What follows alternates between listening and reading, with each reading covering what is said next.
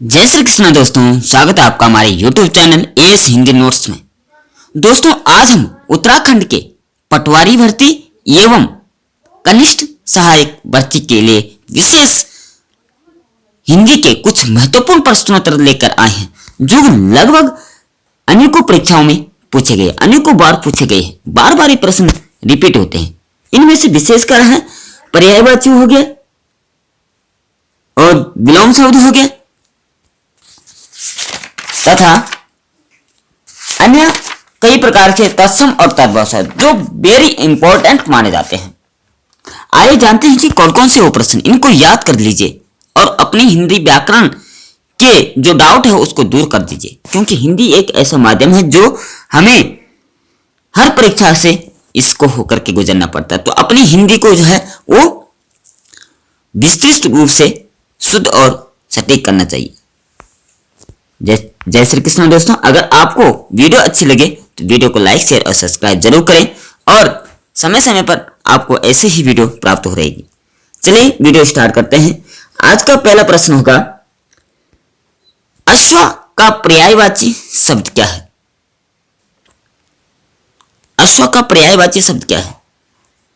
तो इसके लिए कौन सा होगा? चार ऑप्शन है, घोटक है, अनंत है, सुरपति है या दिनकर है। दिनकर नहीं हो सकता, दिनकर का मतलब ये सूर्य का पर्यायवाची आ गया। सुरपति भी नहीं होगा, अनंत भी नहीं होगा। इसका जो पर्यायवाची होता है ये राइट आंसर होगा घोटक। अश्व का पर्यायवाची होता है घोटक माना जाता है। अश्व का मतलब घोड़ा होता है और ये घोटक भी इसी का प्रतीक माना जाता है। बात करें दूसरे प्रश्न की, निम्नलिखित में से कौन सा समुद्र का पर्यायवाची शब्द नहीं है? और एक बात ध्यान जरूर रखना कि ये नहीं की बात कर रहा है। कई बार हमारे दिमाग से नहीं शब्द और हाँ शब्द हट जाता है और हम प्रश्न का उत्तर गलत करते हैं। तो समुद्र का पर्यायवाची नहीं है। इस विधेयक का ऑप्शन सागर, रत्नाकर, नीरद और जलधि।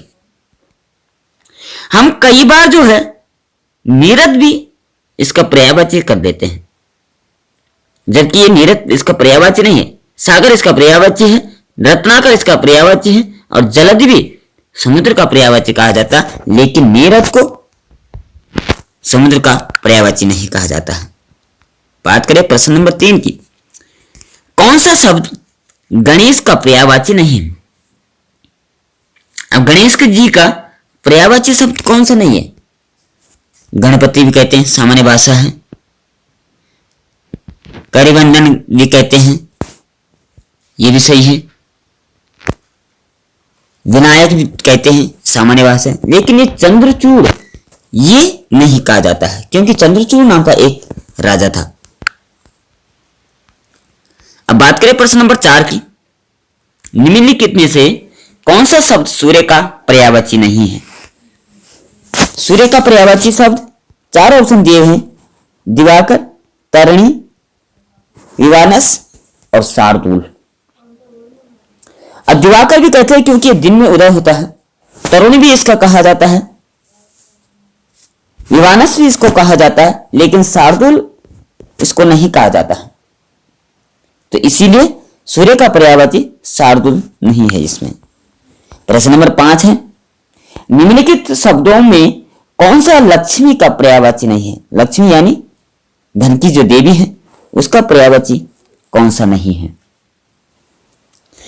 कमला भी इसको कहा जाता है, कमलापति कहा जाता है। इंद्रा भी इसको कहा जाता है, पद्मा भी इसको कहा जाता है, लेकिन महाश्वेता इसको नहीं कहा जाता है। ये देवी का स्वरूप माना जाता है। बात करें प्रश्न नंबर 6 की, बादल का पर्यायवाची शब्द नहीं है। अधिकतर प्रश्न जो है वो नहीं ज्यादा पूछते कि इसका पर्यायवाची नहीं है या उसका पर्यायवाची नहीं है, क्योंकि ये कहीं ना कहीं हमें भ्रम की स्थिति में डालता है। बालक किसी को नहीं को समझ करके हाँ कर देता है और बादल का पर्यायवाची सीधे लगा देते हैं। इसलिए प्रश्न को कई बार अच्छी प्रकार से इसको समझना है। बादल का जो पर्यायवाची शब्द है अब अभ्र भी माना जाता है, जीमूत भी माना जाता है, वारिद भी माना जाता है, लेकिन मरकट नहीं माना जाता है। मरकट बादल का पर्यायवाची नहीं है। बात करें प्रश्न नंबर 7 की।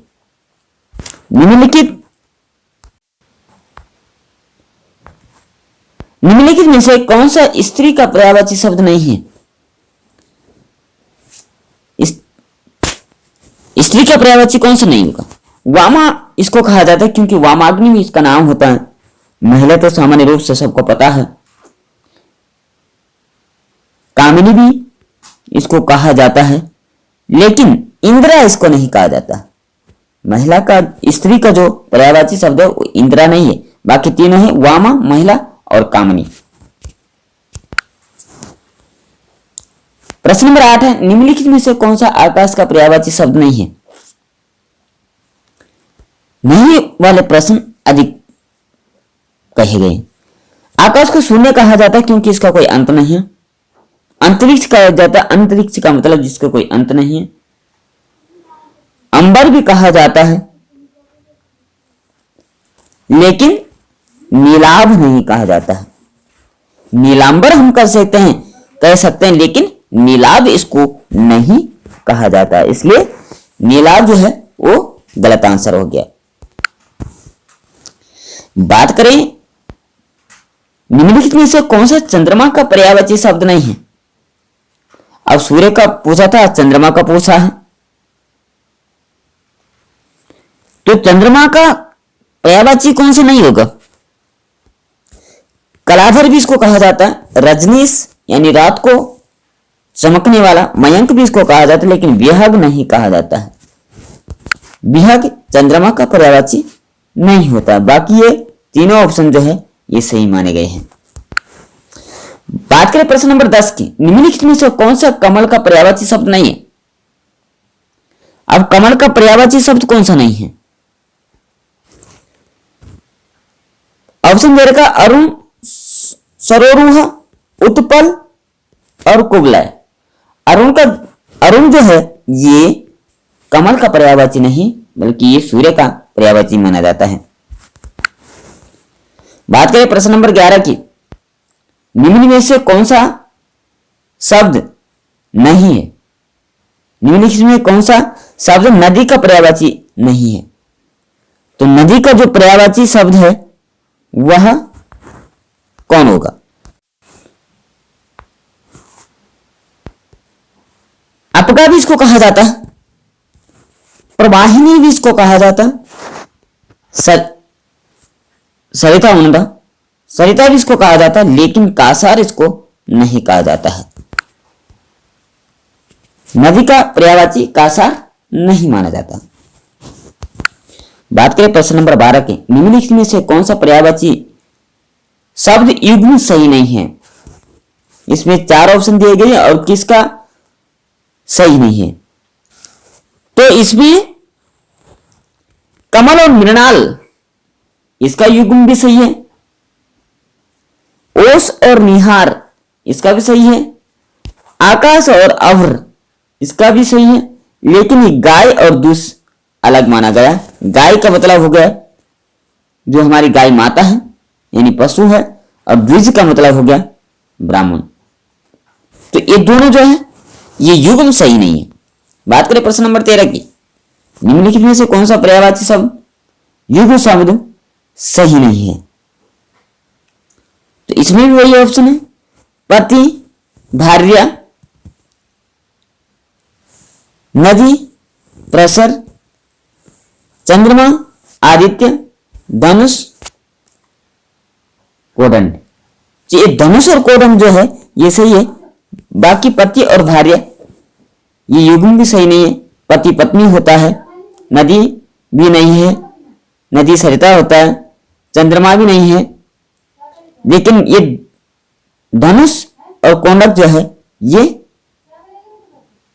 सही शब्द युग्म माना गया। बात करें प्रश्न नंबर 14 की। मयूख किस शब्द का पर्यायवाची है? इसकी बात करें तो मोर नहीं है। रोशनी नहीं है। सूर्य नहीं है। चंद्रमा नहीं है। तो सही आंसर कौन सा होगा? तो इसमें जो सही आंसर है यह है रोशनी। मयूख किस शब्द का पर्यायवाची यानी रोशनी का जो है पर्यायवाची मयूख माना जाएगा।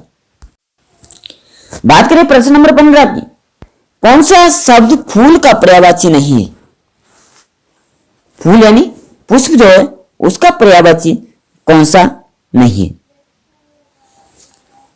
तो इसमें सुमन इसको कहा जाता है, प्रसून जिसको कहा जाता है, सारंग जिसको कहा जाता है, लेकिन पवमान इसको नहीं कहा जाता। तो ये इसका गलत आंसर हो जाएगा। अब बात करें प्रश्न नंबर 16 की, निम्न में से कौन सा वृक्ष का पर्यायवाची नहीं है? विटप, पादप, तरु और प्रभात। विटप भी इसका पर्यायवाची है, पादप भी इसका पर्यायवाची, तारो भी इसका पर्यायवाची, लेकिन प्रभात जो है इसका पर्यायवाची नहीं माना जाता, अर्थात जो डी ऑप्शन है वो गलत है। बात करें निम्न में से कौन सा शब्द चिड़िया का पर्यायवाची नहीं? तो चिड़िया को खग भी कहा जाता है, विहग भी कहा जाता है, पतंग भी कहा जाता है, लेकिन केतु नहीं कहा जाता। केतु एक ग्रह माना जाता है कि नक्षत्र केतु जो ग्रह माना जाता है जो कुंडली में हमारे निर्धारित किए जाते हैं। अब बात करें प्रश्न नंबर 17 के बाद सीधे 27 हो गया। बात करें प्रश्न नंबर 18 की, तो पतंग शब्द का पर्यायवाची है, पतंग का जो पर्यायवाची होगा वो कौन सा? चिड़िया है, सूर्य है, कीट है। तो ये सभी इसके राइट आंसर हो गए, यानी ये तीनों ऑप्शन जो है वो सही माने गए हैं। आगे प्रश्न बात करें, निम्नलिखित में से सही विलोम शब्द का चयन हमने करना है। तो इनमें से विलोम शब्द कौन सा होगा? विहित का जो विलोम शब्द माना गया है वो किसे माना गया है? ऑप्शन दे रखे हैं, निहित, निषिद्ध, ग्रसित, ग्रहित, असित। तो निहित जो है ये इसका राइट आंसर हो जाएगा, क्योंकि निषिद्ध यानी निषेध, ग्रसित ये भी नहीं माने गए और असित भी इसका आंसर नहीं माना गया। दीर्घकाय का जो पर्यायवाची है, दीर्घ यानी बड़ा, विशालकाय नहीं होगा, लघुकाय नहीं होगा, कृष्णकाय ये इसका राइट आंसर होगा, और देवकाय भी इसका राइट आंसर नहीं होगा, अर्थात ये कृष्णकाय जो है ये इसका राइट आंसर हो जाएगा। बात करें आगे प्रश्न की, तो निष्काम जो प्रश्न है इसका सही विलोम क्या होगा? तो निष्काम का मतलब काम न करने वाला और सकाम का मतलब काम करने वाला। ये सकाम जो है इसका राइट आंसर हो जाएगा, बाकी ये तीनों गलत है। आगे बात करें अलौकिक का सही विलोम शब्द क्या होगा? लौकिक है, पालौकिक है, भौतिक है या नैसर्गिक है? तो इसका लौकिक हो जाएगा। अलौकिक का मतलब जो काल्पनिक नहीं है, लेकिन लौकिक का मतलब जो रचे गए हैं, उनका अनुवादित किया गया, जैसे वैदिक संस्कृत और लौकिक संस्कृत होती है। वैदिक संस्कृत मतलब जो वेदों द्वारा निहित है, लौकिक का मतलब जो उसका सारगर्भित लिखा गया है, यानी सरल भाषा में उसको लिखा गया। बात करें बहिष्कार का सही पर्यायवाची कौन सा होगा? हड़ताल, स्वीकार, समर्थन या विरोध। बहिष्कार मतलब किसी बात के लिए उसकी मानहानि कर देना या उसे हटा देना, किसी नीति को अपनाने से मना कर देना। लेकिन इसका जो विलोम शब्द होगा वो होगा स्वीकार, यानी मानना, कुछ भी चीज को मान लेना। बात करें आगे प्रश्न की, स्वीकार, स्वीकार नहीं बल्कि स्वीकार का जो विलोम शब्द होगा वह कौन सा होगा? विकारित, अविकारी, निर्विकार या विकारी। स्वीकार मतलब जिसमें विकार उत्पन्न होते हैं, तो इसका होगा अविकारी। स्वीकार का जो होगा अविकारी नहीं होगा बल्कि निर्विकार, जिसमें किसी भी प्रकार का विकार नहीं है, अर्थात जो दोष रहित है, जो दोष के बिना, कोई भी दोष उसमें नहीं, वो निर्विकार हो गया। बात करें आगे प्रश्न की, हृदयहीन। हृदयहीन का सही जो विलोम शब्द होगा वो हृदय युक्त भी नहीं, निर्दयी भी नहीं होगा, साहसी भी नहीं होगा, बल्कि सहृदय उसको माना गया है। अर्थात इसका राइट आंसर जो है वो सहृदय होगा। बात करें आगे, राजा शब्द का विलोम शब्द क्या होगा? राजा का सामने सब आता है, राजा का होगा रानी। गरीब भी नहीं होगा, अमीर भी नहीं होगा, प्रजा भी नहीं होगी, बल्कि रानी इसका राइट आंसर होगा। बात करें 36 की, पूर्णिमा शब्द का विलोम शब्द होगा। तो पूर्णिमा का सामने से बात है, दो पक्ष होते हैं, पूर्णिमा पक्ष, कृष्ण पक्ष और शुक्ल पक्ष। कृष्ण पक्ष में अमावस्या होती है, शुक्ल पक्ष में पूर्णिमा होती है। तो सामने से बात है कि इसका पूर्णिमा का अमावस्या होगा। वक्र का विलोम क्या होगा? अक्र होगा, क्षम होगा, कठोर होगा, या रिजु होगा। तो इसका जो राइट आंसर है वो रिजु उसको माना जाता है। वक्र मतलब पठार। निम्नलिखित में से राग शब्द का विलोम शब्द क्या होगा? राग यानी जिसमें कुछ द्वेष उत्पन्न हो रहे हैं, और विराग का मतलब जिसमें कोई द्वेष नहीं है। बात करें आगे प्रश्न की कि साटिका का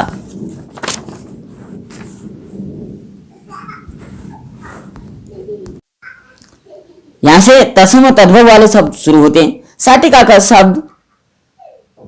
शब्द का तद्भव रूप क्या होगा? क्योंकि साटिका जो है संस्कृत का शब्द है, और संस्कृत और तत्सम और तद्भव को पहचानने के लिए सरल भाषा की ट्रिक है। क्योंकि तत्सम यानी शुद्ध संस्कृत का रूप, और तद्भव यानी हिंदी अर्थ, यानी हिंदी में संस्कृत के जो शब्द लिए गए वो तत्सम कहलाते हैं, और उसी का जो भावार्थ यानी हिंदी अर्थ में लिखा गया वो तद्भव हो गया। तो इसीलिए साटिका जो है वो संस्कृत का है, और साड़ी जो है वो हिंदी का हो जाएगा। साड़ी को साटिका कहा जाता है।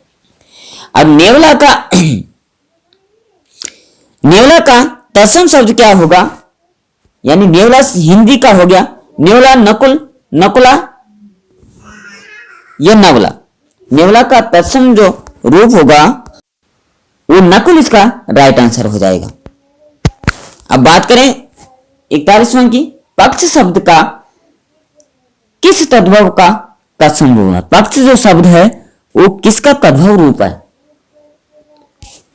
पक्ष का मतलब कृष्ण पक्ष और शुक्ल पक्ष से नहीं है। तो ये जो है पक्षी का नहीं है, काल का नहीं है, सीना का नहीं, बल्कि पंख का माना जाता है। अर्थात इसका जो राइट आंसर होगा वह होगा पंख का। अगर बादल का तत्सम शब्द क्या होगा? तो बादल का मेघ, ये भी तद्भव रूप है, मेघ भी तद्भव रूप है, मेघा भी तद्भव रूप है, लेकिन इसका जो राइट आंसर होगा घन, घन इसका राइट आंसर हो जाएगा। बात करें पत्र का तद्भव रूप क्या है? पत्र का मतलब चिट्ठी नहीं है, खत नहीं हो सकता, न पन्ना हो सकता है, न चमड़ा हो सकता है, न खत हो सकता है, बल्कि पत्र का मतलब होता है पत्ता, यानी पेड़ से गिरने वाला पत्र।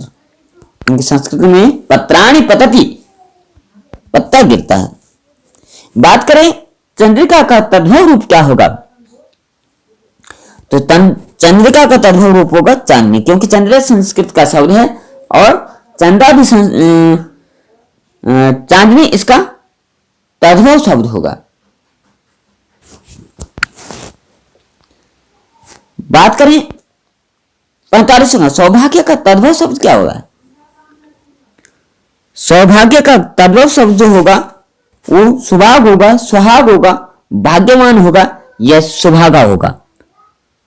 तो इसका जो सही आंसर है वो है सुहाग, क्योंकि सौभाग्य सुहागों को ही प्रदान होता है, यानी जिसकी पति जो है वो जीवित रहते हैं। श्यामल का तद्भव शब्द क्या होगा? तो श्यामल का कहने का मतलब श्यामल भी एक वृक्ष होता है, वो वृक्ष नहीं है, तो सांवला रंग जो है उसका तद्भव रूप हो जाएगा। बात करें आगे सैया का तद्भव रूप क्या होगा? तो सैया का सही जो रूप होगा वो होगा सेज। बात करें आगे मक्षिका किसका तत्सम शब्द है? किसको संस्कृत में मक्षिका जो है उसका तत्सम शब्द है, यानी मक्षिका जो है हिंदी का हो गया। तो ये मक्खी जो है इसका ही तत्सम शब्द होगा। बात करें आगे, पत्थर का तत्सम रूप क्या होगा? पत्थर का तत्सम रूप क्या होगा? तो पत्थर का तत्सम रूप आ गया प्रस्तर। आखिरी प्रश्न है, लक्ष्य का तद्भव शब्द क्या होगा? लक्ष्य का यानी लाख, लक्षम कहा जाता है इसको, 1 लाख को संस्कृत गिनती के अनुसार। तो इसलिए इसका तद्भव जो रूप होगा ये होगा लाख। तो ये आज हमने संपूर्ण महत्वपूर्ण प्रश्नों का विश्लेषण किया। आशा है इससे आपको जरूर कुछ न कुछ प्राप्त हुआ होगा। आशा करते हैं कि आपकी जो परीक्षा है वो सही प्रकार से जाए और इन प्रश्नों को समावेश आपके परीक्षा में अवश्य हो। वीडियो अच्छी लगे लाइक शेयर सब्सक्राइब जरूर करें। आज के लिए इतना ही। जय श्री कृष्णा, राधे राधे।